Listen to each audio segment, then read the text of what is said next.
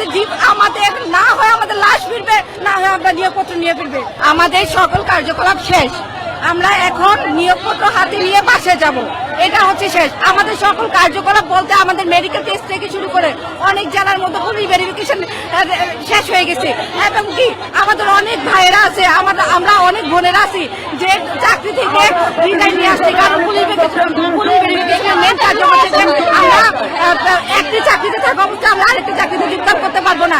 এরকম হাজারো ভাই বোন আছে। এই বেকারত্বের দায় কে নিবে ভাই?